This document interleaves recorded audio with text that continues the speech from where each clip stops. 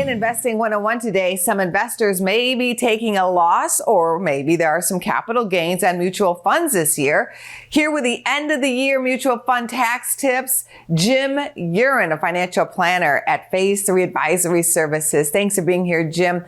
Have mutual funds been a good place to invest in 2022? Well, mutual funds can always be a good way to go, but of course the market's down, and so most mutual funds are down for the year.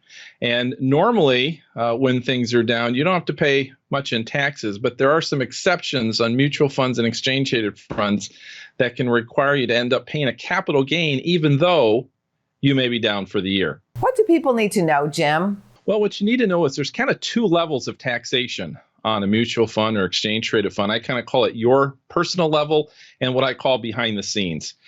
Behind the scenes is really what the mutual fund itself is buying and selling. If they happen to sell some positions in a year like this at a gain, you end up having to pay a portion of those capital gains. Those are distributed according to the IRS law to each shareholder. And so you have to pay a portion of that capital gain, even though you yourself may actually be down for the year in your mutual fund. So that can be a little frustrating. Fortunately, there are a few things that you can do to potentially minimize that. What are some ways to minimize those capital gains issues? The first thing you want to do, of course, you need to find out if that's the case. You can contact your mutual fund provider, call them, hop on their website.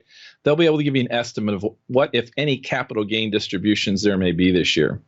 Then you have really two approaches. If you're going to have some capital gains you got to pay, one option, you can actually sell that fund before the distribution. However, you need to be careful because you may still be triggering a tax at your personal level. If you've purchased that mutual fund and you're now selling it for an amount higher than you originally paid, you could be subjecting yourself to a capital gain on that level. Your other option, though, is usually preferred, something we like to call tax loss harvesting.